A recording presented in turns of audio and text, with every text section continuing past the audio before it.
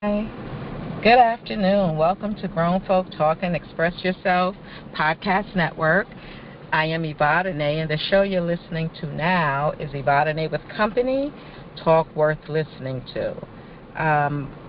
Mondays, 4 p.m. to 6 p.m., I am here live, and I welcome you to join us.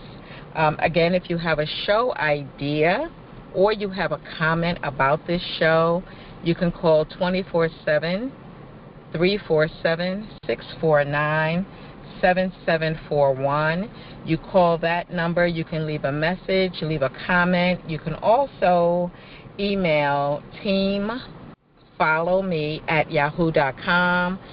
Teamfollowme@yahoo.com. You could go and visit my YouTube if you're not watching this on my YouTube. You can go visit my YouTube at like, share, subscribe, ring.com. Like, share, subscribe, ring.com. That is my YouTube.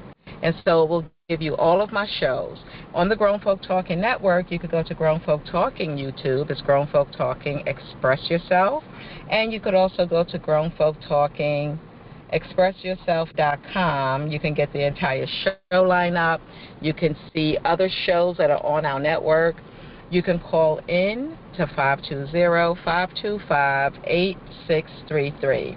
I am really excited today, and today's show.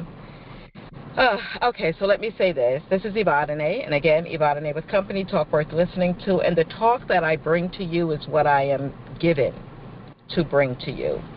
And so I've been asked to speak at several events this month, as it is Mental Health Awareness Month, but it is in my spirit, in my soul, in my head, and in my knowing that every day is about awareness of mind/mental and overall health and wellness. And I know the agenda makers give holidays, they give special months, they give special attention, and it might be for a purpose, but I don't want us to drop the ball on understanding life and preparing for, I say, life parts that are important for us to know.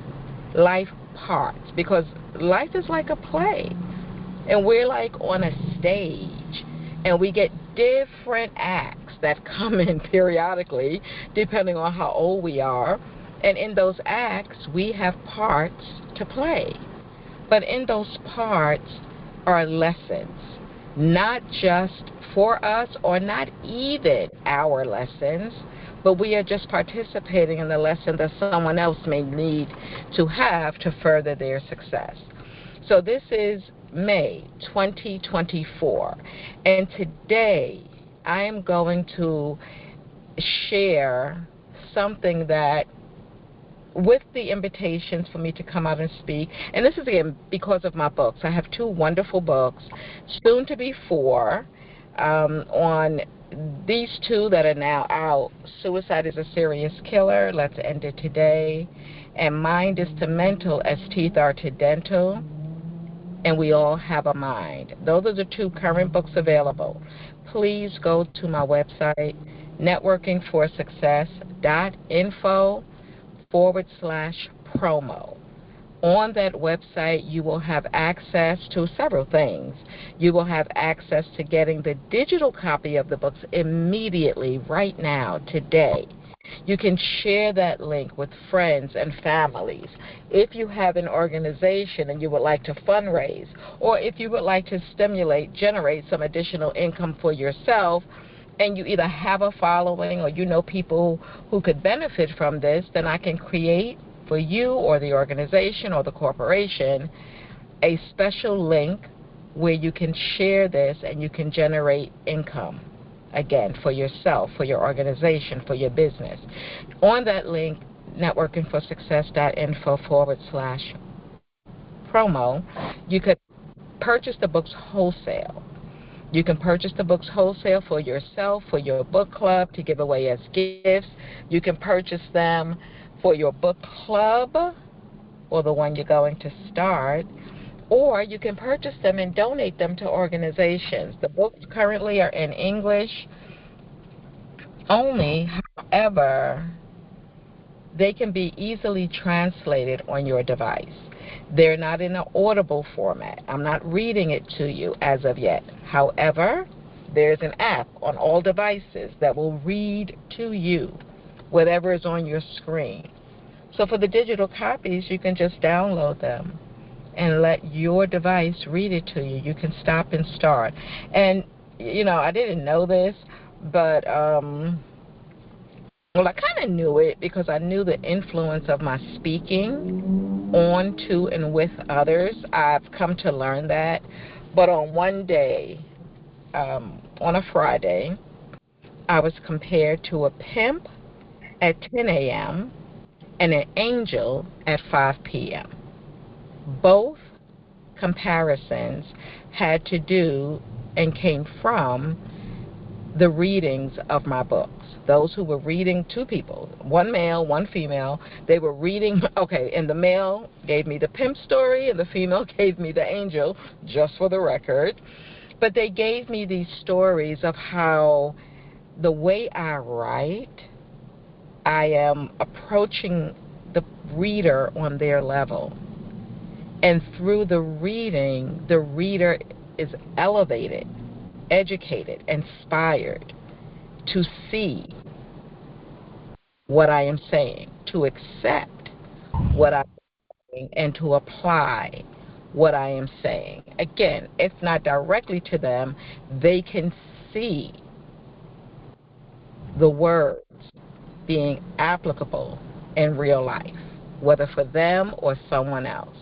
And both of them explained it kind of like in that same way, because it's about the power of positive manipulation, helping someone's thinking to change, but because my information is good, it's not a bad thing. I hope that makes sense to you. So again, I am Evadyne. I really appreciate you. I just wanted to share with these antennas and these invitations that when I woke up Sunday morning, before actually getting out of bed, I was guided to open up my Sirius XM app. And I went for Joe Madison. Joe Madison was a wonder. You can research him. He transitioned on February 2nd or 3rd. I believe it was February 2nd of this year, 2024. But I felt like I like hearing him speak, and I like the content of his shows. And they're still airing the best of Joe Madison. But when I went to the app, I pulled up Joe Madison, and I just selected the APRI conference. I had no idea what it was about. I just selected it. And when the show opened, they were talking about mental health. They were talking about suicide. It was a conference for the A.Philip Randolph in 2017, from 2017. But as we know, whether you're watching a 1940s movie or listening to a song that was created in the 70s, we just keep cycling. And so the information, thankfully, is still very valuable. The organizations that were involved in this conference, the individuals, the conversation, the questions and answers, all of this is so applicable to today and moving forward, and the subject matter of my books. Because it's all about doing better. Turn off easy. It's all about doing better, doing wonderful, making sure that everything is intact. For life. For life. That's what we want. We want life to be intact. And so I'm going to ask you, I will ask you to mute yourself if you have background noise, but before you do, you can star 6 if you have something to say, but I really want the listeners to have a clear reception of hearing. I mean, this is, And you might be able to Google. If you have Cirrus, you could check on Joe Madison. But please go to APRI.org,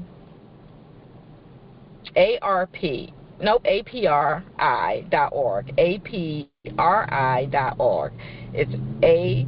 Philip Randolph Institute.org, and you will be able to plug in. They actually have a conference coming up again in July in Hollywood, Florida. So I am Evadyne. I welcome you to this conversation that's going to be a little different because I'm not having it. But what I will do before I begin playing that, I will ask you regarding mental health, mind health, overall health and wellness, suicide, the rates of suicide, our young people, our older people. This is, quote unquote, one of the months that they highlight mental health. There'll be a suicide prevention month coming up. I don't even focus on the months again, because in my opinion, every day we should be doing whatever we can do to live happy, healthy, and guiding others to do the same. But I will open the floor if you have any comments regarding the subject matter, and it's going to be a very long kind of conversation, so set up a device if you have another, or it is being recorded. If you want to have this show sent to you, you can email me or text me. You can text me at 347-457-2769, and then I'll send you the recording. Or tonight, because I'm on my way to a event, so tonight after 10, it will be on my YouTube. You can go to my YouTube, like, share, subscribe, ring.com. Like, share, subscribe, ring.com. That is, I'm going to say that's the best thing to do. But you could also call in to the 347-649-7741 if you have a comment regarding what you've heard today or on any of my YouTube shows, any of them. If you have a comment, you can leave your comment, leave the show, and we'll respond to it. We may even add it in to a rebroadcast of the show. I love this recording thing because the rebroadcasting is awesome. So I will open it up again. If you can *6 if you have any questions or comments or thoughts on the subject matter for today. You can *6 and you can share with me.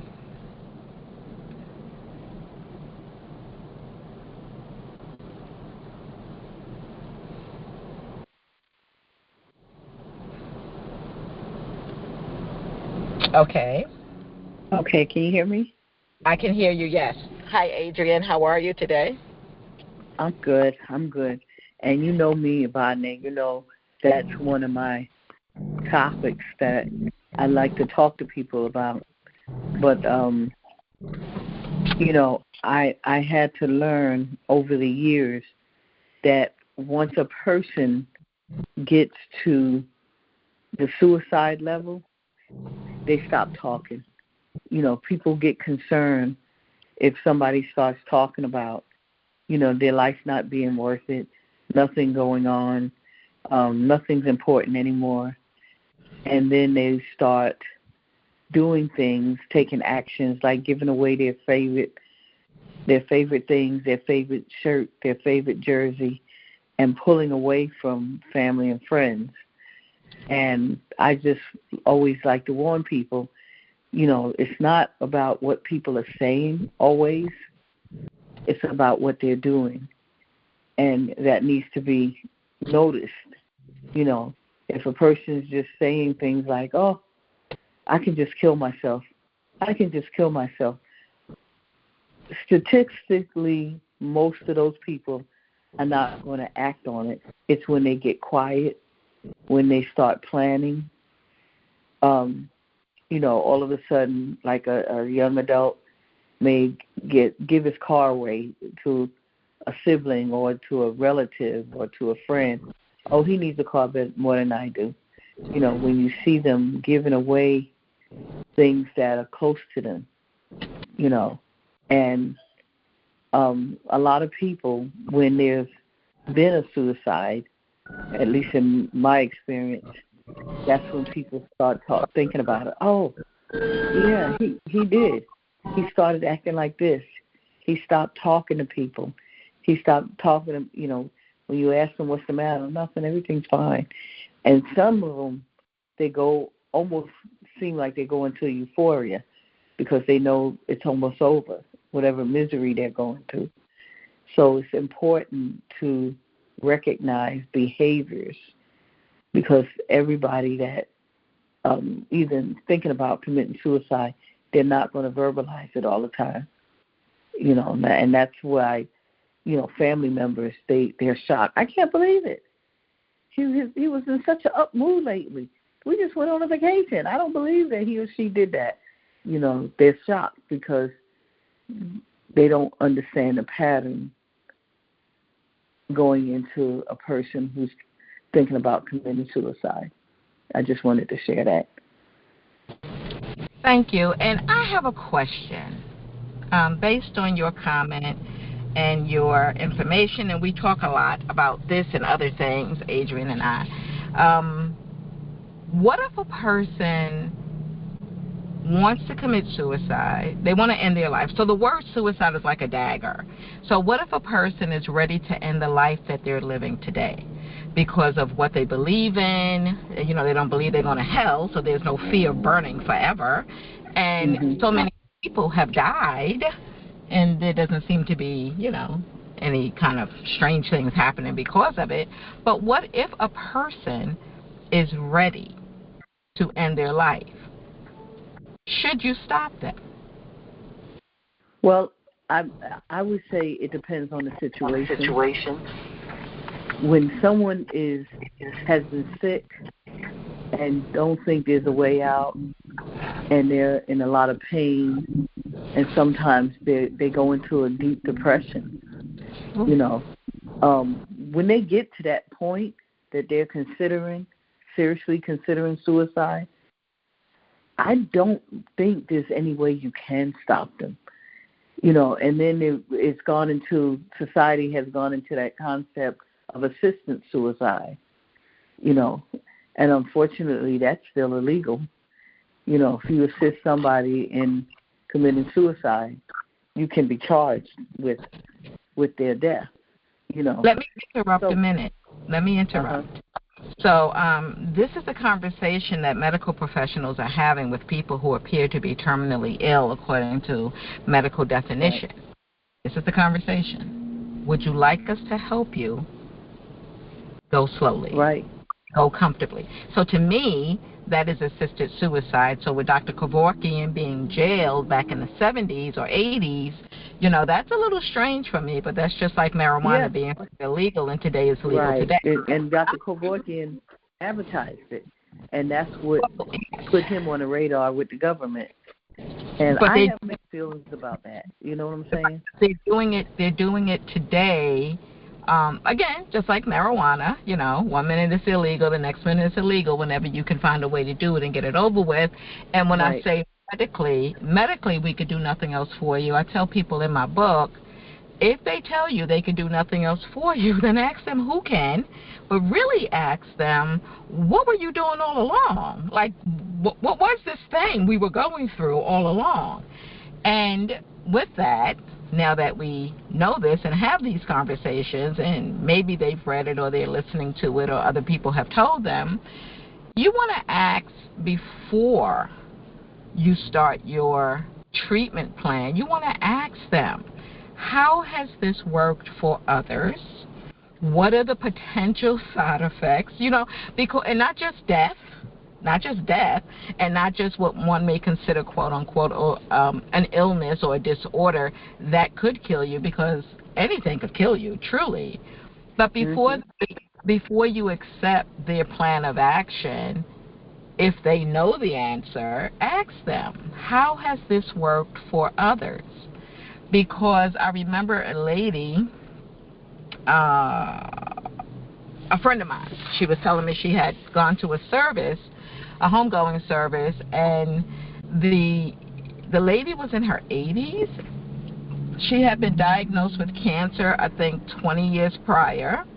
She didn't do any treatments whatsoever. Medical treatment. She moved to Georgia. And it was like 20 years before she passed. So it is believed that, just talking about cancer for a minute, it is believed that when they find a cancer tumor, that is like the trash can that your body has developed for these cancer cells to be deposited into. Because they always say we all have cancer cells. So the tumor, the cancerous tumor, could very well be that, again, that garbage can that everything is in. So when you take that, you've taken the garbage out.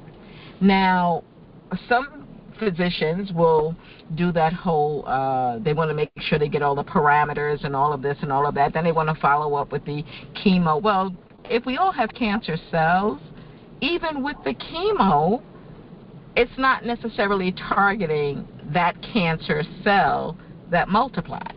Or maybe when you find it, it's done. Maybe it's going, oh, this is interesting. I'm glad this is being recorded. So maybe the cancer process has already completed when it gets to that tumor portion where they actually see it. Maybe the body is finished discarding those free radicals, those dirty little suckers who went crazy, you know? So now you remove that tumor, but now you're putting into the body really poison. Right. It is poison to kill other cancer cells. But again, you're not just killing cancer cells with this treatment. You're killing all of the cells. And your body is producing cells so that, well, your blood needs the cells. It's all part of the physiology. So you're killing it. I'm trying to get better. My body's saying, we're ready to get better. We're ready to feel better. You got rid of that garbage can. And you're putting in this foreign matter to destroy my healthy cells, because it doesn't say, oh, we're just going to go for the cancer cells. Let's just do that today or Monday. No. But, okay, and so my question was, not if a person is, so yes, there are people who are going through ups and downs in life, and when they get to a down part, they're like, you know what, okay, let's go with that person. They go with, you know what, I'm kind of tired of this thing, you know. I did everything I was supposed to do. I went to school, I graduated, I went to college, I have my degree, I have a job, but life just isn't what it's supposed to be. Let me just say, again, this is all has a lot to do with how you believe. Let me just step out and come back. Because there are people who believe once you're out, you come back. So should you be stopping a person who in their right mind, because you can be in your right mind when you make that decision. And I would say, as you were mentioning, a person who may be has a body disorder, a disease, or just, you know, a disorder, and they just like, oh, you know, done, finished. Well, that's not even your right mind. Because in your right mind, you would be a healthy person making this kind of decision. What a great conversation. So suicide. The way the brain is made, I was told several times, the way the brain is made, it's not set up for you to hurt yourself. It's set up for you to always protect yourself in the best way possible. So when people start talking about, I'm ready to go, I want to kill myself, you know, that's not a healthy person. Well, because your mind is not going to let you do it. But again, if they feel like, so my position before even writing the books, my position is, if you feel like this life is no longer offering you what you want, and you want to step out of it, you can. That's my position. You have a right to say enough. But I always said, don't leave people wondering. Don't leave people lost, because if you do it in such a tragic way, because there's a very simple way of doing it, but if you do it in a very tragic way, then that leaves tragedy on the minds of who I call in the books victims of love's lost. They're like, what didn't I see? What could I have done? Everything was fine. All of those questions. So that really the rest of their life is not even a complete life because they're missing that. I think it's an oxymoron. I call it a big empty hole full of questions. The empty hole is the emptiness in their hearts and in their lives. But the questions are, what didn't I see? What could I have done? Why, and I'm not encouraging people to end their life, but I'm just respecting those who, like Delilah, 106.7 FM. Her son committed suicide right before the holidays, about 2 or 3 years ago. And he wrote a letter. And I don't know if you know Delilah, but she has this wonderful show, Delilah. It's just a wonderful, uplifting. She'll listen to people's questions on relationships, play a song for them. She's a good spirit. And he left a note, and he said that he felt that he no longer belonged on this earth in that body. He no longer belonged on this earth in that body. And I said, wow. Now, that's something that even a parent could kind of accept. Like, depending on your thinking, depending on your mind, you could kind of like, you're going to miss them, but it was a decision that they clearly made and the reason for making it. He no longer, and I think he was like 16 or 17, he no longer felt that he belonged on this earth and that body. And I was like, wow, okay, I understand that. But there's a whole lot of different ways, and you'll hear this in this production. I just want to move through because it's kind of long, and I don't want to go over time. And thank you, Adrian. Thank you.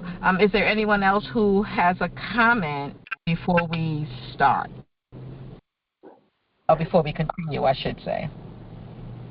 Yes. Can you hear me? Yes, can hear you loud and clear. Good afternoon. Yeah. That's why I think it's so important that we need to teach our children that they're going to have a bad time and have a good time. When they have the bad time, find somebody to talk to, because a lot of times people can't handle things. And I think they should stress, to go to someone or love or counselor, just to imprint that to them, because a lot of people are going to feel bad when they get older in different ways, and they never knew how to handle it. So that's why I think it's so important that we teach our kids at a younger age so they know, okay, I feel really bad, I'm going to turn to this person, instead of like they don't know what to do. So I think it's so important. I think parents, you got to really take care of your kids. They're going to go through some bad times, some good times, and the bad times is hard for everyone.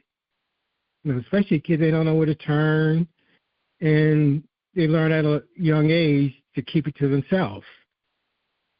And, I think that's very important. They should have classes on that, or develop a class, not just the parents, but the parents should learn how to, deal with their child when they come. The parents might never know. But at least if he tells them, kids like, oh, you have a problem, you feel bad, or you feel down and out, come to me, your uncle, whatever, a friend, because we all want to help you. We don't want you to feel that way, So that's my little 2 cents. Thank you. So 2 plus 2, so far we have 5. What a very even number. But so you're 2 plus 2 plus me 1. I agree with you, and I actually have that in the books as well, where this is not going to work. I have that in the books as well, where We want to be able to talk to our children, but we have to be equipped to do such a thing. We want to be able to let our children be able to come and talk to us, but we have to be equipped for them to talk to us. I've heard people speak about their children, questioning them on different things, and them saying, oh, when you get older. And I always say, if the child is old enough to ask, they're old enough to get a response. But if you're not able to give them the response, don't just put them off. Just put them on hold until you can get someone who can help them understand on their level. But again, that's knowing you, your limitations, your abilities. And I say limitations because some people don't know how to verbalize, or they may start to verbalize and become too emotional. Again, as you said, Michael, it's like what we need to do for our children should also have been done for us. Because when we become parents and we have to guide our children, if we don't have the ingredients to do it in the most effective and harmonious way, we could do more damage than good.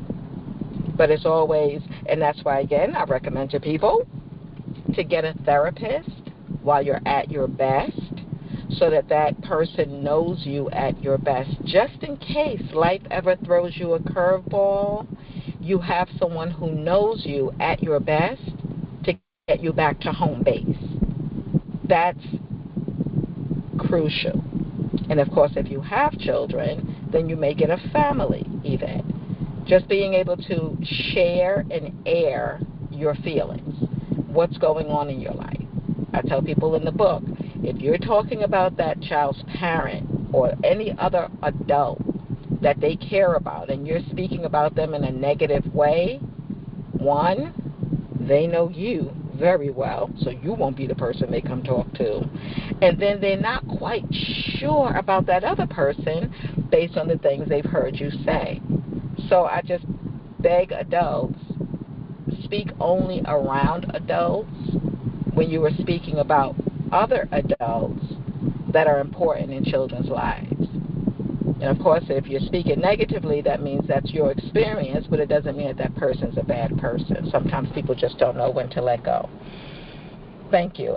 Anyone else before I begin this broadcast? And again, I strongly encourage you to make some notes. Again, it'll be available. This video will be available on my YouTube after 10 p.m. tonight, so you can come back and listen. And it's you could go back and visit the APRI.org site, and you'll see all of their conferences, and hopefully they'll have them where you can upload them and listen. And also on Sirius XM, if you have that, this is coming from Joe Madison. So if no one else has anything to say right now, I will begin. I'm sorry, I just have one more thing to say, if that's okay? Yes, go ahead. Thank you. I tell people, I says, well, if you were a child, you had problems, I'm pretty sure what would, just recreate what you went through. Like, who would you have talked to if you couldn't have talked to anyone? So I said, we all had it when we were a child, just we didn't know how to handle it. We weren't aware of it.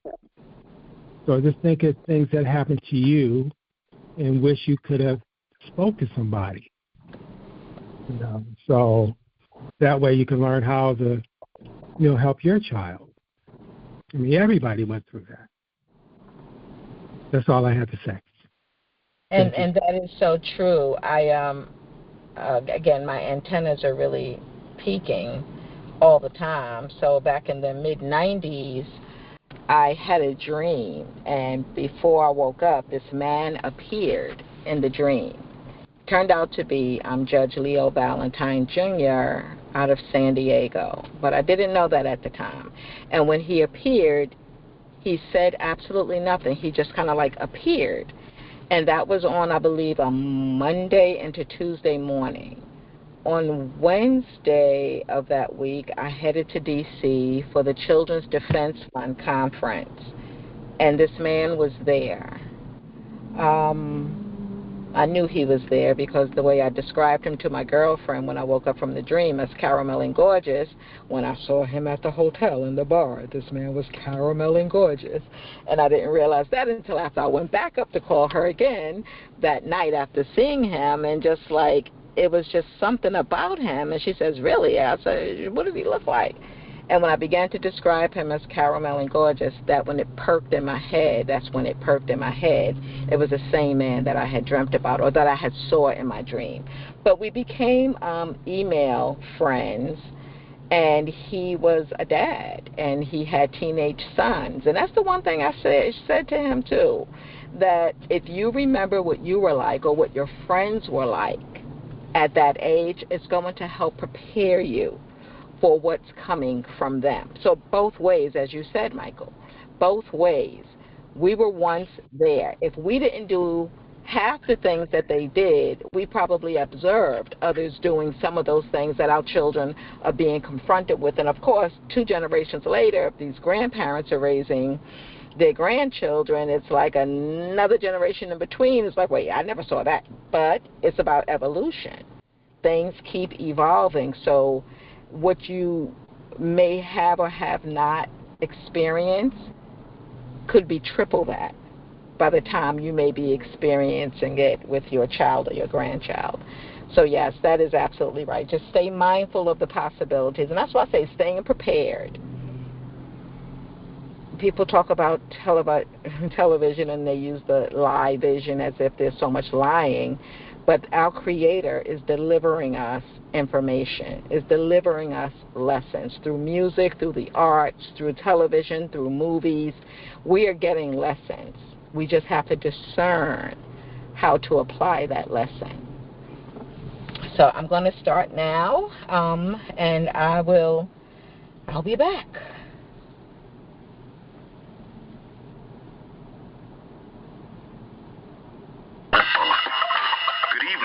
Welcome to a very special edition of the Joe Madison Show.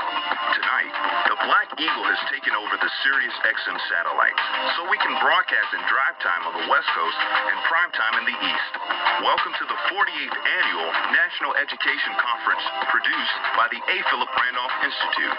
This year's conference theme is Stay Woke, and as the A.Philip Randolph Institute continues to strive for economic and social justice, they've invited you to this special town hall to discuss a growing trend in the African American community. The statistics are alarming. Suicide is the 10th leading cause of death for all ages. He was good at giving the advice, but he couldn't take it. There is 1 death by suicide in the U.S. every 13 minutes. I'm not embarrassed by what he did. I'm not angry with him. I don't blame him. Every day, approximately 105 Americans die by suicide. I feel sad that I couldn't help him more. There is 1 death by suicide in the world every 40 seconds. You know, I think the band really helped him, being part of that group and part of those people that care about you. The highest suicide rates in the U.S. are among whites, American Indians, and Alaskan Natives. But the numbers for African Americans are increasing. I do want to say that the kids in his life, the band kids, they did everything right. Our youth and our elderly are in grave danger of becoming a statistic.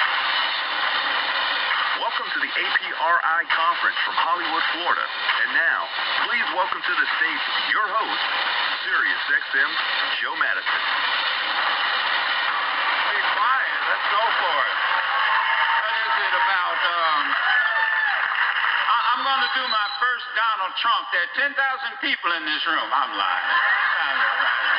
You know. We're going to have the greatest show that ever has been done in radio. Anywhere in the world. Right? Right. And let me first of all, let me explain that usually the show starts at 6 a.m. in the morning. I know all of y'all are up, ready to hear it. And if you're from California, that means you're up at 3 a.m. to hear it. And how many here are from California? All right.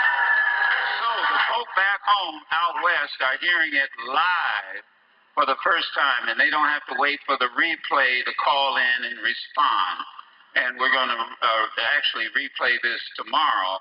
so that the people who think they're big shots on the East Coast, they will get to hear it in replay. So congratulations, West Coast. You get a chance to hear it live. Let me also do some homework here, and there's a special lady I do want to introduce before we get started, Cleola, who is a very, very special lady, and that is, I want you to, Sabrina Fulton is in here. Where is Sabrina? Stand up, let her,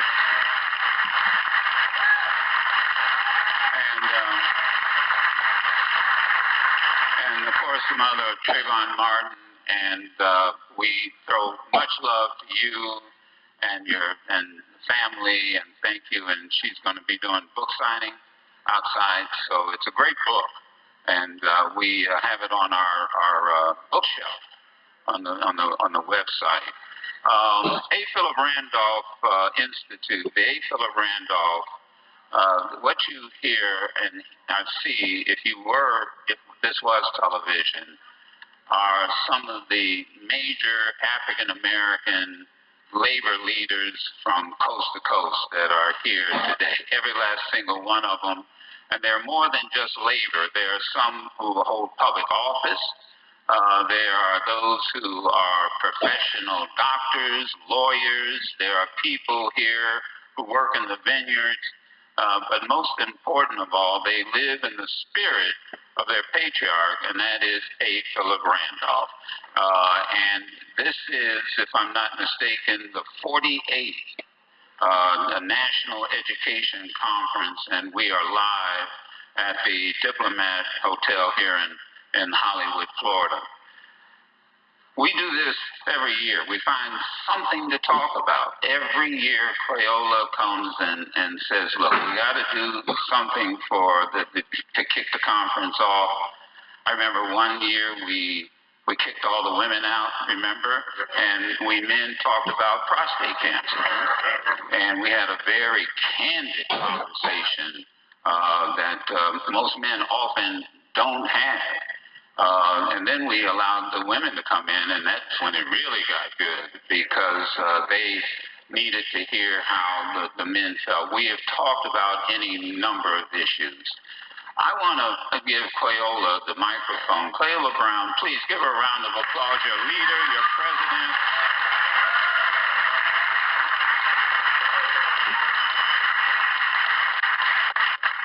And you head this organization. And let's talk about the conversation we had in your office and in my office, I think, when you came to me and we were saying, what should be, well, we knew the theme was going to be stay woke. Stay woke. So I want the young people who are here today to understand we are listening to you, because that's really y'all's message, stay woke. They are the ones who created that, and it is now part of our program every single day. But then you said something was interesting. You know, we have got to address the issue of suicide. Absolutely. In the community. And then I'm thinking, it's kind of strange. Why would the labor movement want to discuss suicide? And then you said there's a rise in suicide not only among young people, but older people. That's right. Are committing suicide. And then, Danny, I read a piece about how public policy can impact suicide in many, many ways. So let me tell you how this is going to be broken down before Cleola talks about that conversation. Nutritional health, medical health care, then mental health, and then something I never thought about, and that is financial deserts. But the black community also, just like we have food deserts, we have financial deserts. So Cleola, just share with your members what that conversation was and why you wanted to address this issue at this conference. Well, anyone who has ever heard Joe Madison knows that he has no fear whatsoever for tackling whatever topic there is. But it comes across in such a real way. And with these things that were happening in our black and brown communities, we wanted to make sure that it was clearly stated so that everyone was aware of all of the attack to our communities and start to talk about it. In black families, we don't talk a whole lot about mental health. Because, you know, we look at each other and say, you know she's crazy, but you pat them on the arm and say, go ahead, baby, sit down. And that's the extent of a lot of what we do by way of discussion. But it has come to a real screeching halt for the time for us to be humorous with one another. We've got to be serious because our young folks are starting to commit suicide as young as 8 and 9 years old, y'all. Kids are being bullied and not talking to anyone, but they're taking their own lives. We've got seniors who are over-medicating themselves and taking their lives because the family structure is not what it used to be. A lot of us are still close to our elders, but old people, and I'm old people, so I can say this. We worry about whether or not you're going to be there when our time comes when we can't quite make it to the bathroom. And rather than be a hindrance to anyone, a lot of our folks are checking out. But that was on that side. But the other side was watching what was happening in our community in a rolling basis. Grocery stores were disappearing. Bodegas were popping up. Fresh vegetables was a thing of the past. Expired packages for dates were long since past and just being put out on the shelves of the stores in our community. Something's wrong with that. Then we started to talk about how is it that our money is going to make sense to us if we don't even know where we're going to put it. The fact that there are no brick and mortar buildings in our community that have the word bank across it is a panic enough mode. But the fact that we don't have wiring in our community to be able to use the electronic banking, that's a disparity that we can't sit back and act like does not happen. If everybody else can shoot a quick message to their bank and get something done, we should be able to do the same thing. But more than that, the days for putting it in the mattress is over. We've got to figure out how do we stay real when it comes to our finances.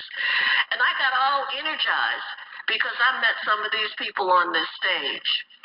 Years ago, maybe 8 years ago, Dr. Lucas, Dr. Tony started to talk to me about grief and about dying. And when we had the chance to speak to it, I watched our audience, our people who are everyday workers in plants, who are workers in stores, who are workers in distribution, who are professionals that aren't saying anything but impacted in a huge way. But when we started talking in a safe place, which was here at APRI, and at a place where professionals with an MD behind their name, the thing got quiet. Folks were listening. They were understanding. And you know how we are. Once folks start nodding, you know they hear you. Once they start raising their hand, that's like a testimony. Once somebody hollers out amen, you know the stuff is hitting where it needs to hit. And we knew that we were in the right place. And Joe was the one that encouraged us to keep going with the kinds of things that made some sense. Danny talked to us a long time about the rights that we have as communities.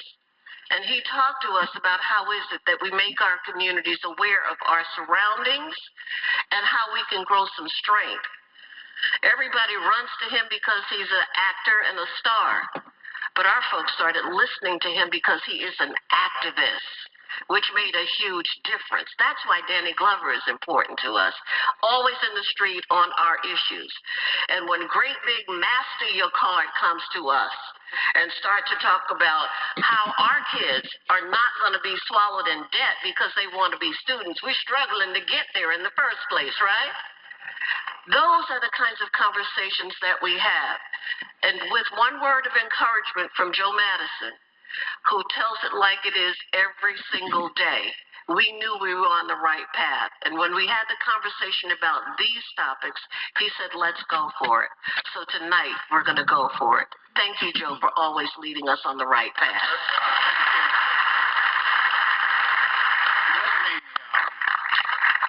Let me introduce the people who are here in front of you.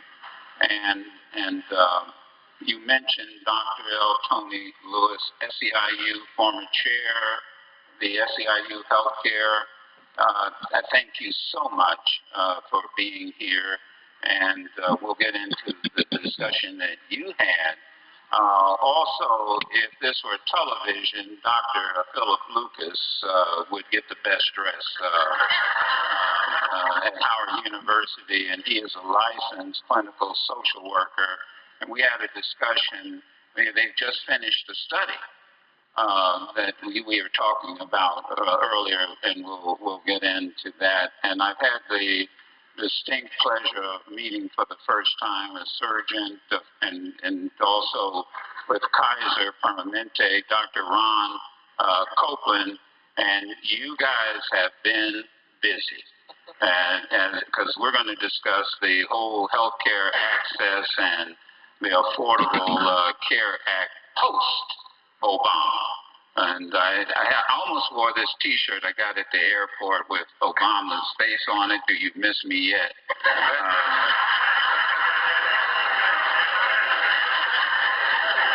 Before it's over tonight, so I might go up and get it and put it on. I'll be around a couple of days, so you'll see it. And then I'd like to also, and it was mentioned about a MasterCard, and that, of course, is Sean Miles, Executive Vice President of Policy for MasterCard and Senior Advisor for the Master Your Card. And this whole issue of fiscal health and this fiscal desert that we hear a lot about, food desert. Now, these are your panelists, and for showing up, and many of them cross country. Please give them a round of applause.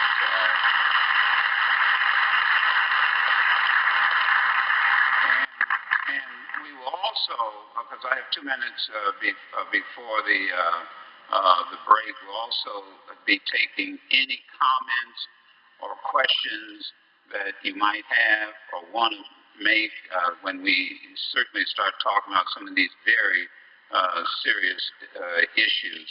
But, you know, if I could, let me start, Dr. Lucas, if I could, with you, and just share, because we got into this discussion, this study that you had done.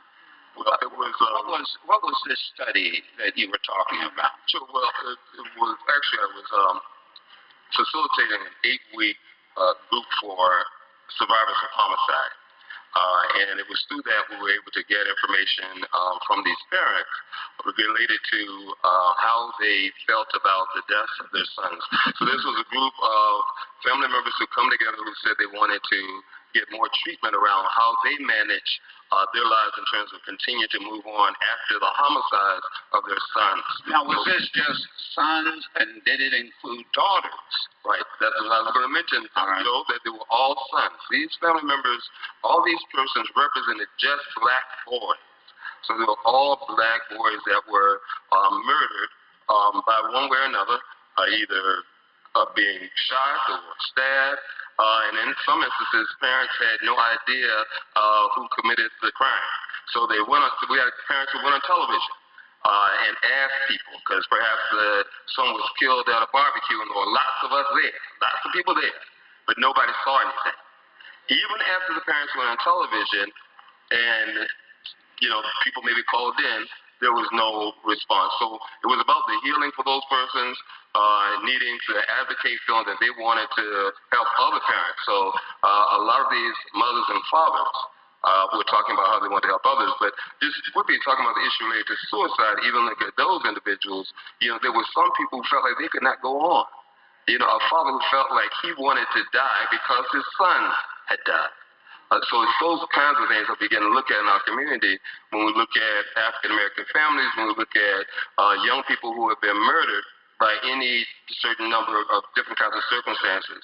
And sometimes we look at situations where young people put themselves in a position to be murdered or to be killed because of different kinds of socioeconomic pressures that they may end up feeling that they want to die, but because, as Beverly, you mentioned, it's taboo to talk about mental health, one of the things that we look at are secrets that people keep. No phone calls at this time. You're listening to Madison Classics. Let's continue with more from the APRI conference in Florida from 2017 with Madison and panelists. I would like to now ask if my good friend Danny Glover could talk to us. And I have a note here. I mean, there's so many things I try to keep up with that you're involved in. But this was the Sweetwater Foundation. What is the Sweetwater Foundation, and how did you get involved with that?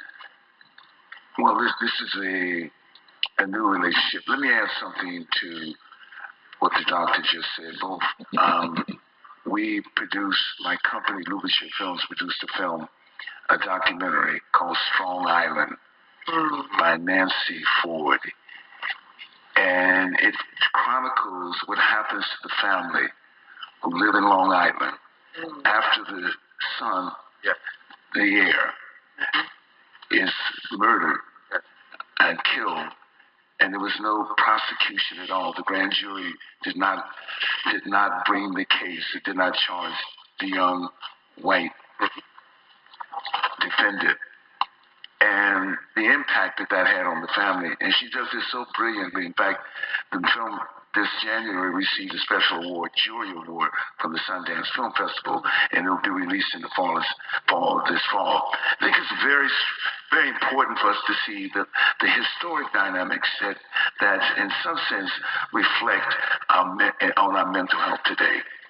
You know, and we talk about that all the time, and sometimes because we're strong Black people, we fail to acknowledge, admit, and really have the pathway to healing through the whole process of loss and through all the other things that have happened to us historically and happen to us today very, very as well.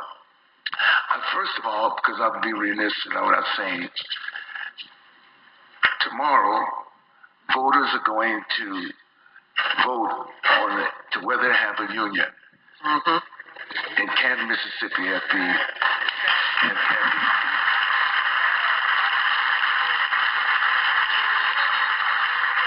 I'm sure at Canton, Mississippi at the Nissan plant, it is by all accounts one of the most anti-union by the company, the most anti-union campaign that they've seen in decades. How has that manifested itself? It manifested in pulling workers off the line, intimidating them, orientating them. In fact, one white worker said that they had a revival, anti-union revival tent meeting last night. So it's so many different ways in which they do. Threaten that the bank is the company's going to close shop there, move out to Mexico. All the things. 80% of these workers are African American in Canton, Mississippi, and I have to say that they've been extraordinarily courageous, and I've been involved in this campaign for the last 5. But I have to say this to make us all aware that it's huge. We had sessions yesterday. I just came from Canton. We had sessions with every single shift yesterday, all day yesterday. But it's important. This is not only important for the workers in Mississippi. You know, this is also important for workers all over, and all of those who are here and represent labor. And we've walked the same path on many times over the last decades. You know, we know how important this is. This movement right here is NAACP. has been extraordinary in his support down in Canton, Mississippi. The UAW, with its leadership as well as workers on the ground, have been on the ground and have been on this for everything else. This is an important moment that the company has 45 shops or factories around the world. And there are 3 factories that do not represented by a union. Those are in Tennessee and Canton, Mississippi. They're the only ones in the whole world. South Africa, Brazil, Germany, France, Japan, all of these have union representation, except these in the South. It's a race to the bottom. We know about inequity, wage inequity, income inequity, and everything, but it's a race to the bottom. And these workers are standing tall and been extraordinary. But they're afraid. And they know that in dealing with fear, there's only 2 outcomes. Either you succumb to the fear or you overcome the fear. And I feel strongly that this is a challenge for them, and it's in their hands right now, and we are sending here from right here, the A.Philip Randolph Institute's conference here, we're sending our prayers and our extraordinary will to them to lead them forward. Like I said, I would be remiss if I didn't say anything. No, but it ties in. It does tie in with a great deal of things. A number of things. I've been saying to myself, certainly, and I've been on the road. A lot of you see me on the road. I've been on the road since November 9th. And we know what November 8th represented. I went to see my mother's, one of my mother's first cousins, who's 94 years old, January 19th this year. She was one that's 99 years old on September 1st this year. And I went down to see that. I couldn't find her when I went down to Louisville, Georgia. And Louisville, Georgia is where my mother's from. It is also the epicenter for the expansion of slavery after the ratification of the Constitution in 1789. The expansion of slavery. We don't think about slavery. We think about its expansion westward, all the way to westward, even as far beyond New Orleans, Louisiana, and there we know about the Missouri Compromise. We know all the history about that. But I asked my cousin, my mother's cousin, who lived through sharecropping and everything else, what do you feel? What do you think? And she said, this country's lost its way with God. I mean, she couldn't have been more emphatic. Couldn't have been emphatic. It's lost its way with God. But she knows that those who struggled in the past, those who've been disenfranchised, those who continue to struggle now and continue to be at the bottom are the ones that are going to carry its way back to where God needs us to be. And so I've said, what are the things, what is working? What do I see men and women, young people, multi-generational men, communities, simply. So 2 years ago, I had gone to visit a project, and it's really about what we call, the brilliant young man calls aquaponics. And what he's doing is he's growing fish in an old shoe factory on the Chicago South Side. Fish in there, and he's selling that fish. He grows tilapia, and the way this is not grown traditionally how we see farming fish. He's not farming fish. He's growing them in this environment. Well, he's done some incredible things. He's taken over an area of south side of Chicago.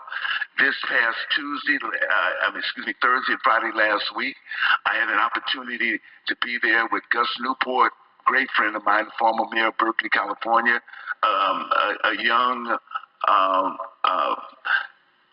councilman from Sacramento, who is extraordinary, Alan Warren, who's also a residential real estate developer, brought him there, and they began to have a dialogue. How do we begin to reimagine our relationships and build community? They have a community garden.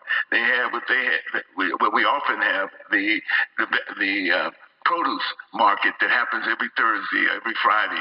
They have a produce market, and they're trying to revitalize this place. They've taken this area that used to be, the 4 blocks used to be a school for boys who needed to be reformed. Taking that, cleared the land, and they're doing community farming. They're also doing a number of things. They're bringing students in, high school students. Students are getting credit for the work that they do at this particular place. It's real.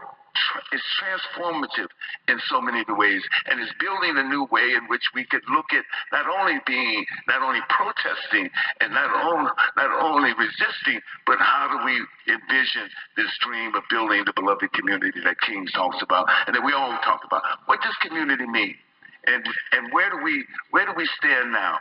At this particular moment, where we talk about the issue of our environmental health, we talk about the issues of food security and food safety, we talk about the health issues within the African American community that go from high blood pressure to heart failure and to diabetes to prostate cancer. What is the conversation that is happening now? Not only with a sense to responding to those critical issues, but what are the kind of preventive ways, and how do we look at what is human development? What does it mean to be a human being? The first question that we ask in philosophy is, what does it mean to be a human being? And the search that we've done all our entire history as human beings is not only what does it mean, but how do we know?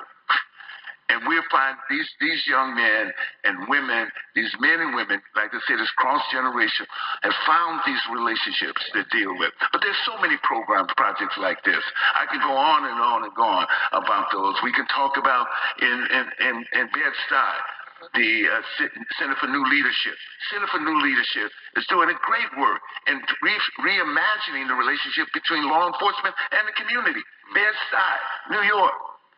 Those are the kind of things that I think we need to talk about, not only with reference to building those communities, but what is its relationship to health, our physical health, our emotional health, and our psychic health as well. Let me ask Dr. Ron Copeland, as you were listening and being with Kaiser Permanente, the question that keeps coming to my mind is, how does a company like yours, an entity like yours, interplay with what we just heard from the 3 previous panelists? Great. Well, thanks for the question and the opportunity to respond. At Kaiser Permanente, health and healthcare have always been part of our core mission over the 70 years that we've existed.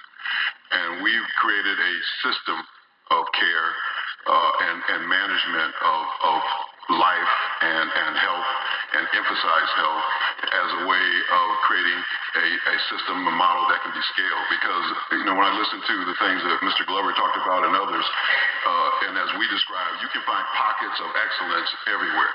You take any problem, any issue, and look across on the horizon, you're going to find pockets of excellence where somebody has figured out how to nail that and get it right for a group of people. Our challenge in healthcare and in a broader way is our ability to have the will to make the changes to scale it so that mainstream and millions of people get the opportunity to enjoy that benefit in a way that's meaningful. So we talk about health in the word we describe it as total health, because it is about mind, body, and spirit. And so we know we have to go beyond the traditional medical model, because the medical model has been disproportionately focused on physical health. And even in that, it's been evolving over a period of time to focus on care, which we talk about sick care. So when somebody is sick, how do you intervene to try to bring them back to what their norm was before that illness came on board? But that doesn't mean they were starting from a place of health to begin with. And we know that if you focus on health in a holistic way, then that's the most effective way to improve the health standing and well-being of a community as a whole and individual by individual. And this thing we're chasing about affordability in healthcare, as long as we are allowing people to just exist and to continually confront illness and sickness and then try to salvage at the end of that process, which is spiraling costs, there's never going to be enough fund dollars and resources, no matter what models we evolve to manage that. Mm-hmm. So you got to have a robust focus on going far upstream wellness and prevention in a holistic sense. And what we've learned on our journey, particularly the work that I've had a chance with others in our organization to lead around health and healthcare disparities, particularly those that break out on the basis of race, ethnicity, and culture and language, is that when we understood the drivers, when we researched and understood what are the drivers that create these disparities gaps, 90% of it has nothing to do with people walking into our medical offices or our hospitals. It's what goes on in people's day-to-day lives and their lived experience that contributes to that. Well, how do you scale that? If it doesn't have anything to do with when you go see the doctor and it happens before the person gets to there, then how do you, as you say, scale that? Right. So, great question. And so what that means is with the health community, the medical community has to understand and realize is that if you really are about health, the only way to achieve health is you have to scale it at a community level, even for community members who don't happen to come to your organization for their healthcare services. You have to collaborate, partner, be an anchor institution in the community, so you're marshaling intellectual capital, financial capital, human capital to partner and collaborate with people to create a holistic, healthy environment. You cannot achieve healing and a state of health and well-being if you're not living in a toxic environment 24/7. So those little visits to the doctor's office in the hospital is a short reprieve, but when you go back onto that environment where you spend the majority of your time, that's where your health is being disadvantaged. And we've understood that. So we know with our integrated model, which is won award after award, we're taking whole populations. We take care of 12 million people in this country and put our results in terms of what's the health status of the whole population. And when you measure that across a whole set of metrics, our organization has been able to distinguish itself as leading for a long, long time over and over because of our model of integration of health, the assurance, the care, the doctors, the hospitals, and a community presence and collaboration as part of that model. We'll be back with more Madison Classics right here on SiriusXM Urban View. Let's continue. Let me take a break a minute. And Marcus, I'm so glad to see you're on because as Danny Glover was speaking, it reminded me of your paradigm shift initiative. I'm going to call it an initiative now. And this that we're listening to, and I hope it's kind of clear, is from 2017. It's a 2017 A.Philip Randolph Institute conference. It's held in Hollywood, Florida, but listening to it, I cannot believe the amount of references to Brooklyn, New York that are coming from the panelists. You may have heard it maybe once or twice so far, but as I have already listened to it, so many references. But it's about our community. But I'm taking a pause now to see if anyone has any comments that they'd like to share.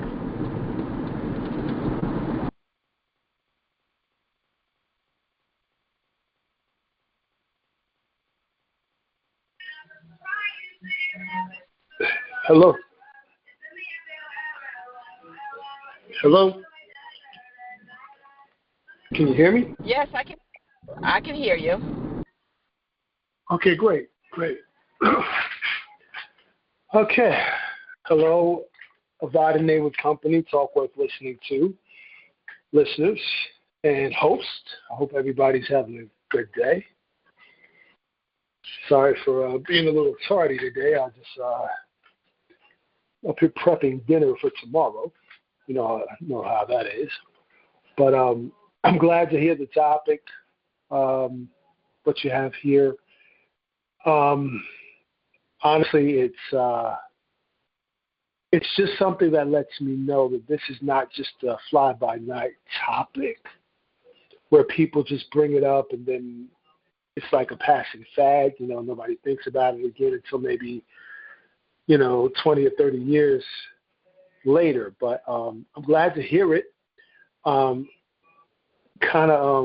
to hear it when I logged in. It kind of put a smile on my face because, wow, talked about community. I said, Evadyne, she is very well-rounded. So I appreciate that. And what he was saying, I agree with a large portion of what he's saying with regard to communities actually being self-sufficient, having their own and not having to feel as though they need to depend on something from the outside to accomplish their goal, because technically that's what a community is really supposed to be there for. There's probably some other factors I won't go into right now that also go into that, but I was really glad to hear that. And thanks for the shout out. I do appreciate it. Thank you. As again, Danny Glover was speaking, all I could think about was the different elements that you bring into your podcast, which, by the way, is the third Friday of every month here on the Grown Folk Talking Network. So at 6 p.m., you can tune into that, and again, you can listen to the entire show lineup at 520-525-8633. Listening also to Miss Brown, Cleola Brown, and what she was saying about earlier on about the amount of suicides amongst not only our young people but our elders. And it reminded me of what I was saying a little earlier, where, sometimes people get to that point where they make that conscious decision for whatever the reason. They make that conscious decision that they just want to end their lives. And again, I feel that as long as you're in your right mind, you make that decision, then that's fine.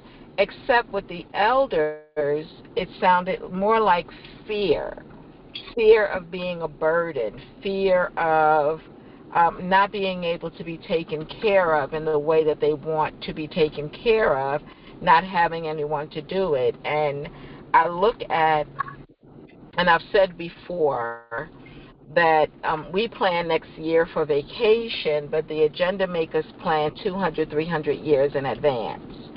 And I believe crack was brought into our neighborhoods in the years that it was brought in to disarm our seniors. So our seniors today do not have protection. They do not have their children, or sometimes even their grandchildren, to protect them and care for them. Homes remain their homes. They don't have what they should have, really. And again, I call it the agenda makers, but it is the plan to disenfranchise on so many different levels. But from that, and in listening to that, now it's about preparedness. Again, I do not march and rally with the signs of the problem. That could be the person next to me, but after you read the sign of the problem, if I hold a sign, my sign will be with a solution, bringing solution to the table. That is how my brain works. I have a friend who says to me one day, "You have an answer for everything." So I asked him what was the problem with that. If you want to call someone, and we know our people, right? So if you want to call someone to kind of just talk about the problem and have that person add yeast to the conversation to make the problem go from a molehill to a mountain, then you've dialed the wrong number.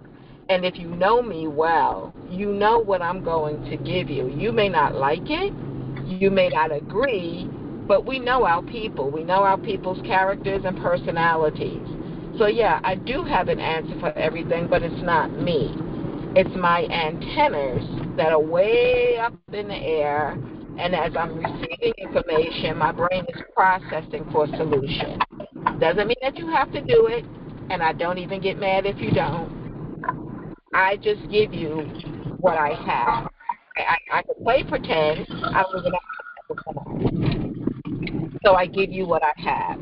But I do appreciate this production, and once again, it is from the APRI.org. APRI is A. Randolph A.Philip Randolph Institute, and I'm listening to this, rebroadcasting it from, it's a 2017 conference. And just imagine, this is a 2017 conference. They're talking about health disparities and financial concerns that just, again, just kind of throws us off the scale of being even and equal. And I like what the gentleman just said about being a human being. What is the definition of being a human being? And do you feel like you fit into that definition on all levels that it should include? But again, this is 2017. We all know what happened the end of 2019 going into 2020 and 2021. Talk about health disparity and disenfranchising communities versus building them up. 2019, 20, and 21 did not do that. So if no one else has a comment, I will continue with the rebroadcast. And can you please tell me, is it kind of clear? I can hear it pretty good. Okay. I can hear it pretty good. Thank you very much. So please put yourselves on mute. That's *6, and I'm going to continue the broadcast. Thank you. Continue right now with Madison Classics on Sirius XM Urban View 126. Madison, along with panelists, continue to discuss mental health and finances from the APRI conference in Florida that took place in 2017. Welcome back to the APRI conference from Hollywood, Florida. And the special town hall continues on Sirius XM Urban View, channel 126. And now, here's your host, Joe Madison. Living wage. So, there's some things that, that's just deep in our union fabric that, deals with the economic social determinants of health that are very key, very, very key to what we're talking about. One of the hospitals that, I'm working with in Brooklyn, Bed-Stuy, and Crown Heights is actually looking at making sure that we take all of that money, the biggest economic drivers in how many of your cities is what we call eds and meds, either educational institutions or healthcare institutions. And all that money they spend on laundry, which are our workers, on sanitation, our workers, on transportation, on food, on all of that, that needs to be, how many times have you seen the big, sexy facility right in the middle, but if you go a block away, you know what's happening. We can flip all that economic power and, turn it into the farms where we're growing fish and where we're growing food, or economic opportunities for folks, or making sure we're hiring kids from the neighborhood to work in the hospital. So what it means, what it means as union, non-union, as a people that needs to, that where we rise up and use our power, is that we leverage all of that we're investing in to make sure that it takes care of our health. And those are some real world examples of how we're starting to do it in Brooklyn and other places around the country. Well, I have, did you want to say something? Yeah, I was just quickly going to, I think in addition to the social determinants that we look at, economics is one, but, we all apply it when we talk about getting the air conditioning. There are lots of other issues, seriously, that happen in our community that we need to address. Such as? The Medical Home Development Group in D.C. is actually kind of looking at these things. Having social workers actually go out and looking at people who are homeless.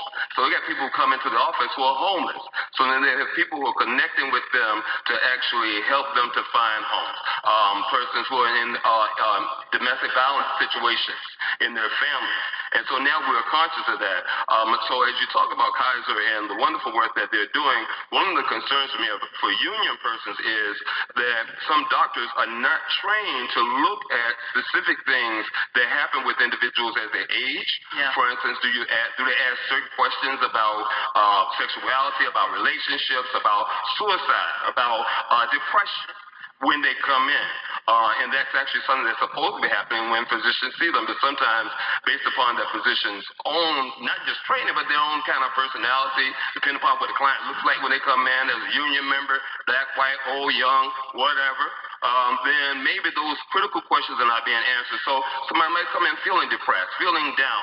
But because you're an African American man, you got a job, you're a strapping man, I'm here to ask you about depression. And so one of the things that I'm concerned about is that we miss the mark in terms of looking at the critical issues when people come into the doctor's offices or when we're addressed by certain professionals, looking at critical issues that can impact mental health, depression, suicidality, all those kind of things. So I think we missed them. All right, this is a question, I'm going to get to the financial part in a moment, and I don't want you to feel left out of this as you listen with, because one of the things I always say, follow the money. Yes, sir. Follow the money. That's going to be your question in just a moment. But here's the big question as we, in this 20 minutes as we head to the top of the hour, and then we're going to spend the next hour taking questions and comments. But before I do that, how many in this room know someone who committed suicide, young or old? Mm-hmm. Wow. Mm-hmm. Yep. Wow. You're listening to Madison Classics. Television. No phone calls, please. It was well over probably 3/4 of this audience of about how many people in here? About 300 people in here? 400 people in here. Mm-hmm. 400 people in here and 300 people raised their hand. And we'll get to your questions and your comments, and some of it might be painful, but this will be an opportunity to talk. So here's the big question, and I'll start with whoever wants to pick up on. How did the Affordable Care Act post-Obama help or hurt? So let's start with one issue, mental health. What were the advantages, disadvantages? Well, I think one of the advantages of that was the expansion of Medicaid through the exchanges, because that gave somewhere in the neighborhood of 20 million people who had no coverage, right, and no access except for availability to go to emergency rooms in a crisis situation, no access to a health system for their overall health, not even to mention their mental and spiritual well-being as part of that. So by creating a door of access and allowing people to go into a system of care, getting a complete assessment of kind of where they are, where their opportunities are, where their needs are, inside health and outside health, their living experience, and have a connection to a system of record was a big deal, and put people for the first time in many of their lives on a path to have access to something that was going to benefit them. The threat now in the zeal to bring costs down and so forth, and the threat of eliminating or reversing that expansion in the areas where it was adopted, because we know in many states it was not adopted to begin with. Right. So there's still people already out there with it in its current form, but the threat of that being lost again is a move backwards instead of forward. Danny, you wanted to comment? Well, I couldn't add any more. I'm in agreement with everything that's being said. Certainly, beyond that, to move backward, it also creates something in our own mentality about responsibility, one, and also about entitlement. You know, certainly the tax on those who had incomes which were exceeded, large incomes was important. And to roll back those taxes is another from those individuals and who were capable of paying those taxes as a part of a greater sense of responsibility. And does that not? There's a greater sense of responsibility that this country is that is obligated in terms of how do we create communities? Yes. We realize that the world, that we as human beings prosper and grow because of cooperation, not because of competition. Taking responsibility and building a community, a diverse community around those who are wealthy and those who have needs, et cetera, those who cannot afford to, is one of the anthems of being, as I used before, of being a human being. Being part of a community. As you're talking, what did your aunt say when you said that? What did she say? That Well, we lost the way with God. In a sense, it's that I watched my and I've been around my grandparents. My grandparents were born, my grandmother 1895, my grandfather 1892. They both lived to be 99 years old. And they could not have lived and gone through all that they've gone through, born at the beginning, at the turn of the 19th century into the 20th century, had not there been such a commitment in community. My grandma was a midwife. She was a midwife. And what she gave as the matriarch of that community, what she gave to that community in service went beyond anything that we could talk about. But my aunts, my cousins, my mother's cousins, first cousins, are alive today because of community. Because there are people watching out of her. There's a response and respect for elders right there. And the question is that, where's this process of alienation from us, each other? Where's that led us?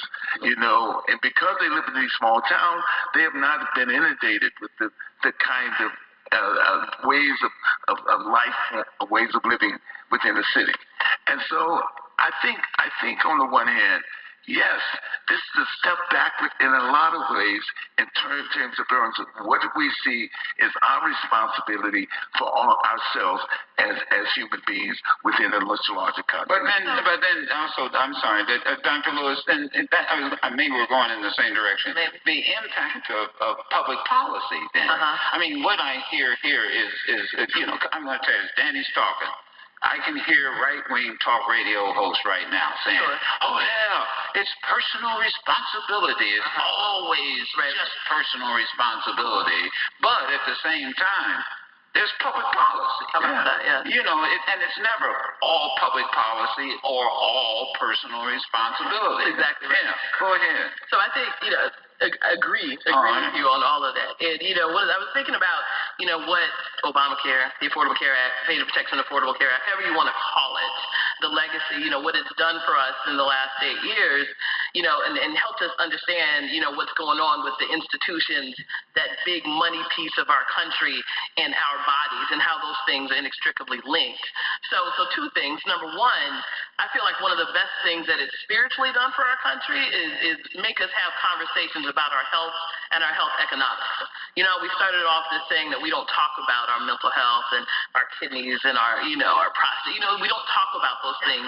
I've had more conversations. We've all had more conversations about just all things health and what it means, partially because we've had a conversation about healthcare reform and a black president did it. You know what I'm saying? So if we are having more dialogue, that means we can get to more solutions.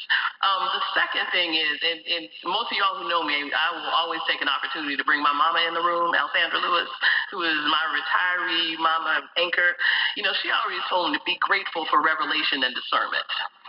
So we have been having a political battle on whether or not to give healthcare to this country. Yeah. So many of you all who have been on the other side of bargaining tables have understood for a long time that it's not really about the 5 cents or the 10 cents or the TA or the whatever. It's about devaluing black bodies. So folks, and brown bodies, and indigenous bodies, and but to see what's happening, and to see what we have had to put up with in these first 6 months, that's, is welcome to what we have seen across bargaining tables, what we've seen in civil rights. This is not about healthcare. This is about politics, so I think the fact that it has opened up eyes, opened up a lot of eyes, a lot of discussion around what it means to fight for what we've had to fight for and what we will fight for. I think those two things, I think, have been major, spiritual, political, organizing shifts. Well, one of the lose sight of history, and I'm sorry that so many other people have to talk. No, we've got another hour. We'll have plenty of time. Go for it. Yeah. It was Eleanor Roosevelt. At the end of World War II, was an advocate for universal health care. Labor unions were an advocate for universal health care because it was a radical notion at that particular time. Yet countries around the globe, UK, adopted universal health care in the 1920s. We see countries like Canada adopted. This is something that is people consider a human right, while we the wealthiest country in the history of the world doesn't think it's a human right. And that's very troubling. And Europe went through that, did they not? Because they took, especially after World War II, they recognized they were all in that same boat, the entire European continent. Absolutely. Yeah. So we forget about the history we have, the legacy we have over this struggle. As we sit here and we contemplate, even with the affordable health care, we knew that there were issues in it, but it was a beginning, not the end of something, not the total package of what's possible. So what, Kaiser Permanente? Well, I mean, talk to me. What was the discussion in the suite? Now, and I should point out that you definitely had a distinguished career as a general surgeon, and I want people to understand this is not somebody who was always in the suites, and you knew and understood medicine, and you were a general surgeon. What was the conversation while this debate was going on? Be very honest with us inside the suites. Well, the conversation inside our organization has been and continues to be, as our CEO would say, we've been around 70 plus years as an organization. And in that 70 years, we've had to adjust and deal with many changes in administration and policies. It's always part of the playing field. But where we stay focused is while we give our views and our perspective to inform policy making, we stay on our true north. We reflect on our values, our mission, our commitment, what we believe and what we do, and we just stay in that. So to the degree that we have to adapt to policy decisions that may not be something we agree with, we say, how do we still get our mission done and our focus as a result of that? So what we do not do or talk about is we're going to have to stop doing something that we believe in because the policies have changed. That we have not done in our 7-year history, and I don't see us ever doing that in the future. We'll continue with more of Madison Classics right here on Sirius XM Urban View. Flying a mile high, it's Joe Madison, the Black Eagle.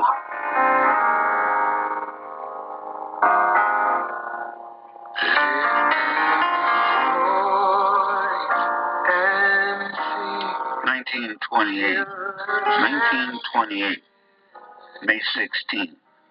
Her name, Marjorie Joyner, received a patent for her permanent wave machine.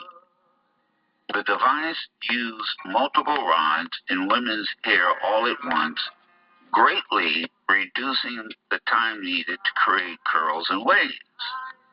Miss Joyner was also friends with businesswoman Madam C.J. Walker, and she was also an outspoken advocate for voter registration, saying, who you vote for and how you vote is your business.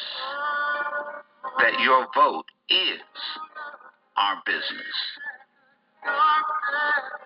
Marjorie S. Joyner, on this date, 1928, received a patent for her permanent wave. Let's continue right now with Madison Classics on Sirius XM Urban View 126. In this hour, Joe Madison will continue discussing on mental health and finances from the APRI conference that took place in Florida in 2017. Take a listen, everyone. Good evening, and welcome to a very special edition of the Joe Madison Show.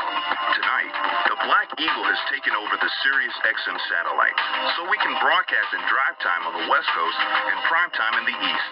Welcome to the 48th Annual National Education Conference, produced by the A.Philip Randolph Institute. This year's conference theme is Stay Woke, and as the A.Philip Randolph Institute continues to strive for economic and social justice, they've invited you to this special town hall to discuss a growing trend in the African American community. The statistics are alarming. Suicide is the 10th leading cause of death for all ages. He was good at giving the advice, but he couldn't take it. There's one death by suicide in the U.S. every 13 minutes. I'm not embarrassed by what he did. I'm not angry with him. I don't blame him. Every day, approximately 105 Americans die by suicide. I feel sad that I couldn't help him more. There is one death by suicide in the world every 40 seconds. I think the band really helped him, being part of that group and part of those people that care about you. The highest suicide rates in the U.S. are among whites, American Indians, and Alaska Natives. But the numbers for African Americans are increasing. I do want to say that the kids in his life, the band kids, they did everything right. Our youth and our elderly are in great danger of becoming a statistic. Welcome to the APRI conference from Hollywood, Florida. And now, please welcome to the stage your host, SiriusXM Joe Madison. And I just want to take a break again, just in case anyone has any comments. And again, this is from 2017. Listening to those statistics are alarming. Say over 30 active military personnel per day commit suicide. And when they mention in Alaska, I believe that has something to do, well, one of the reasons is the low vitamin D as last stays dark, 6 months, and then there's 6 months of light. They have probably a major case of seasonal deficit disorder during that dark time. So I find it very interesting how Dr. Bill Gates wants to actually put a shield around the earth or the sun to block the excessive rays. It tells me that it's also going to block the amount of vitamin D that we receive on earth. But I'll open it up now if anyone has any questions or comments thus far. We have about 20 minutes left to my show, but I will send you this information. It will be up on my YouTube, and you might want to subscribe to SiriusXM, listening to Urban View. They have a lot of, as we do here on this network, Sirius, they have a lot of channels, a whole lot of channels. And let me say this also, I watched on Netflix, because Kevin Hart has a channel on Sirius, but I watched on Netflix Kevin Hart receiving the Mark Twain Award, and it just highlighted so many of his accomplishments as a comedian and an actor, but spoke very highly of him as a human, as a father, and as one who gives back. So I'm just speaking about the networks that are out there, the platforms that are out there. Let's not give up on them. We can just be choosy about what we listen to and what we watch. But the SiriusXM, I might have a referral code for you, but they do already advertise getting it for 2 months free. I highly recommend it because the Urban View channel 126 has a lot of great talk that empowers and inspires us, don't laugh at me, to a movement of greatness. So, anyone have any questions or comments so far about what we're listening to and outside of what we're listening to? Evadyne, this is Adrian. I was having a problem getting back on before, but it's some deep stuff, and I thank you for putting this out there for people to listen to, because it's something to think about, something to put in your mind and develop an opinion. And it's only an opinion because everybody's situation is different. But it's an awesome subject for people to hear about, to know that it's real, that it's not just something that people casually talk about. And thank you for putting it out there, because it's also a topic that nobody likes to talk about. You're welcome. Thank you. And I'll have to say to all of us listening, if you're still listening, thank you for finding interest in the conversation. Some people would say, oh, my God, that's 2017. That has nothing to do with today. Oops. Oops. But yes.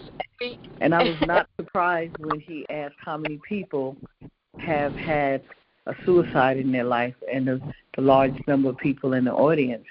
And that's how I believe that represents the city, state, the world. There's a lot of people that have attempted, and I was impressed with the amount of people that was willing to admit that they either have attempted or know somebody who has. So this is real. This is a real problem. It is, absolutely. You're absolutely correct. And I remember when I first released the book, the first book, I sent it out to many people, and the young lady texted me back. She was the president of the PTA at my grandson's school, his elementary school. And she texted me back and she says, Evadyne, I can't talk about this right now. And then she sent me a picture of a symbol on her arm, which I wasn't familiar with, probably still not today. I can't even tell you what it was. But someone told me that was a symbol of a suicide survivor, I think it's a butterfly maybe. But I just wish she would have taken the book. And I'm going to reach out to her. And mind you, this was like 2018. But I am going to reach back out to her. I hope she's doing well, of course. But people put such a, including the profession, the medical profession, they put such a stigma on it themselves. If a person attempted suicide and survived, it should be something they talk about whenever the topic should come up. Being grateful to be here and also helping people to understand how it may have come upon them. Sometimes they don't understand because the first thing, unfortunately, that they want to do is medicate you. So that's, in some cases, that can twist your mind. Is trying to untwist. It's trying to untwist in the east, and the medication begins twisting it in the north. And so you're never really at that place of even understanding. As I mentioned before in the book, I have something that I share with people, that if you come across someone who's attempted suicide, if it's a family member, if you're at the hospital, and you ask them, why did they do it? Or even if they're home, and you ask them, why did they do it? And they tell you they don't know, to believe them. Because as the young lady, the Dr. Lewis mentioned in this production, there's that quick action, there's a physiological, which means within your body, under your scalp and above your toes, reaction that could go on that can cause this to happen. Not that you're planning it, not that you're sad, none of that. And they tell us when they advertise medications, which many try to ignore, can cause sadness, depression, and suicidal thoughts. Well, that will be part of that physiological change. Protein deficiency causes your neurotransmitters to go off whack. Many different things could happen during that time, including your thinking, including thoughts that may come into your mind, and actions that may follow if the thought is strong enough. Heck, you're not supposed to eat ice cream, but you're walking past the ice cream parlor and you're going to go in. That thought, absolutely you should not be eating ice cream, but here you are walking or riding past the store and you pull over right into it. And that's a simple kind of explanation, but that's how easily things could happen. And imagine that. Imagine what I just said, right? So let's say you are faced with right? So you go and you eat the dairy anyway. What are you going to do? You're going to hit the bathroom. But if you're not near one, then you're going to have an accident on yourself. And if you have an accident on yourself and you're out in public, then you're going to be super embarrassed. Depending on your state of mind, that embarrassment, that smell, that look, it could lead you to anything. So one thing could wow, that was pretty good. I'm sorry, patting myself on two backs again. But one thing could easily lead to something else. But let's say you are diabetic, but you're constantly eating the foods that you know are challenging your body. Well, instantly, something could happen to you physiologically within your body that can cause you to not pick up a knife and commit suicide, but it can take your body to a certain level chemically, and if you cannot get medical help, if you don't have your insulin, if you don't have what you need, guess what? You could go down and never get back up again. Something that simple. So it's all about our choices, our decisions, our knowledge, right? As I mentioned, the lady was driving down the street and she heard faster, and they'll crash. And when she went home and checked the new medication they had given her, one of the side effects was suicidal thoughts. And she happened to be a dialysis patient. So, had she done that, people would have told all kinds of stories, but the stories may have been nothing was in front of her, nothing was behind her, she just ran into the wall. She just went on top of the train track and decided to stop. She just ran up under the truck. She just ran into the bridge. Whatever it was, people will tell your story, but they don't completely know the why of your story. And I'm such a why person that all things are important to me. I want the story. But I'm sorry, someone was going to say something? Just a question. Would you think, or would you be of the opinion that most of the things regarding the condition that we find ourselves in is systemic and not just something that just comes? Would you say that it's systemic and that it's something that's grown? In some cases, yes. In some cases, it could be instant. It could be literally an instant change in your body. Not because you've had a pre-existing anything, you know what I mean? And not because society put anything different in place, except just going back to the fact that we're not living in the Garden of Eden where everything is perfect and all the food and nutrition is what it's supposed to be. If that's systemic, then yes, because our food isn't what it's supposed to be, because they're selling us stuff instead of selling us food, then yes. But it's not always the case that something or someone is leading you to it. There are 150 million breakups. Like, I met the gentleman who said that he had considered suicide. So since I'm a why person, I first said, why didn't you do it? And he said because he imagined his grandmother's face. And I said, okay, now why were you going to do it? And he said he had a bad breakup. And I said, and now you know. You can have 150 million breakups. Each one teach you something different. Like, hold on. But depending on where you are and how much commitment you have given and how much expectation you have put into that other person and the results of your connection, that makes the difference on how well you handle things. That's why when you go to my YouTube, also, I have a video on how to have a happy divorce. I have another one on how to have a happy relationship. And the key is coming in whole, coming in happy, coming in bringing the best to the table, knowing that this other person brings their best to the table, so that if you ever have to leave the table, you're still leaving with your best. You don't look for a relationship where somebody is going to make you happy. I put it in the book. If you meet someone and they say, I need you to make me happy, I put in all caps, R-U-N. R-U-N. Fast. Very fast. Exactly.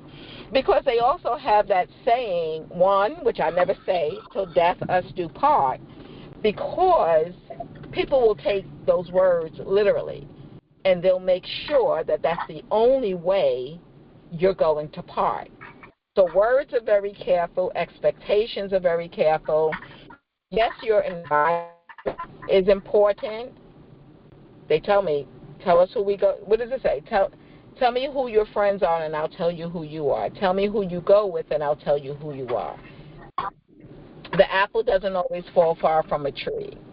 And when I share with young people especially, I think it's in the book as well, that somebody has to be the joke. Somebody has to be the test. So if you're hanging out with people and this Friday, they're going to trick one of your friends, one of you who you're going to walk away and they're going to put something in their drink or switch their drink up. If those are the people you're hanging out with, you know that your day is coming. Your day is coming where you're going to be the trick one day. I'm not sure if that answered and responded accurately for you, Marcus. Yeah, it gave me a different perspective on it, yeah. Okay. Thank you. So I'm going to, it's 5 minutes to 6, and I'm finished at 6.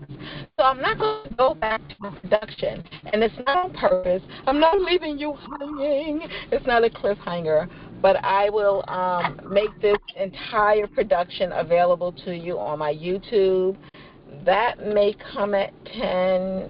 Yes, I'll make it. It'll come at 10.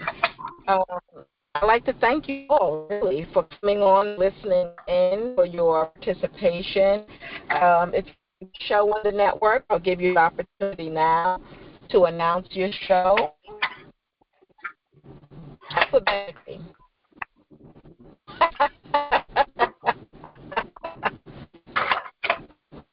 Well, I'll re-announce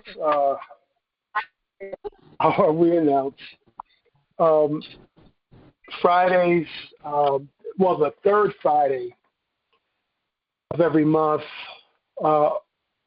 6 p.m., Can We Talk with Adrian? I host Paradigm Shift, and that deals with some of the topics that we heard discussed tonight with regard to community and with regard to health and prosperity and, just other issues as well, and how to reach what it is you're reaching for, but what you must do or what would be a good idea for us to do before we even reach is to just shift our way of viewing or looking at a certain thing so that we can see it from a different angle and maybe have some other options to draw from. And a whole lot more I won't go into. But tune in Friday nights, every third Friday, at 6 o'clock on Can We Talk with Adrian for Paradigm Shifts. That's hosted by me, Marcus. I'll be looking forward to you. Thank you. Thank you. And every other Friday, talk with Adrian Ayers, and you heard her today. She speaks on family, on advocacy, domestic violence, and child violence, violence against children.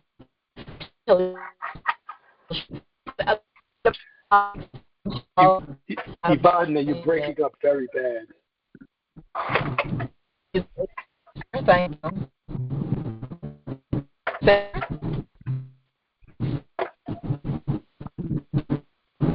Right? It's coming in and out. It's cutting in and out. Boy, that's Brooklyn for you. The closer you get to Brooklyn, the worse the road will get. I guess the reception as well. Okay. That's better? You're good now. Yeah, you're good now. Okay. Thank you very much. So Can We Talk with Adrian every Friday at 6 p.m., except for the third Friday, as you heard, that will be Marcus. So Vito and Glenn, would you all like to speak about anything before we shut down? I see you both are listening in, and I appreciate that, and hopefully Beverly is listening in. Any comments or questions?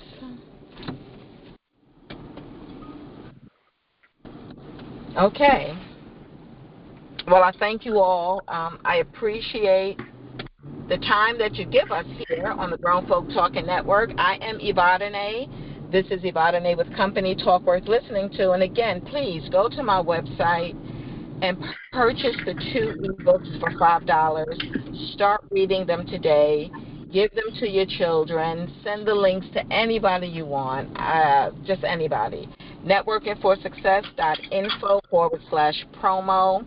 If you have any questions or comments that you would like to add to this story today, 24/7, 347 649 7741. You can leave your message, leave your show topics if you want to be a guest. And I believe next week we're going to host the show, Living Your Purpose and Passion. And one of the invited guests, when that show airs, will be Miss Robin Taylor, who was just recently, 2023, New York State Boxing Hall of Fame inductee as a boxing judge. So if you know anyone who's living their passion and purpose and they like to be on the panel, it's a good thing. People don't understand their passion. They don't understand their purpose. But when you have people who are living one or the other, that's a grand example to follow.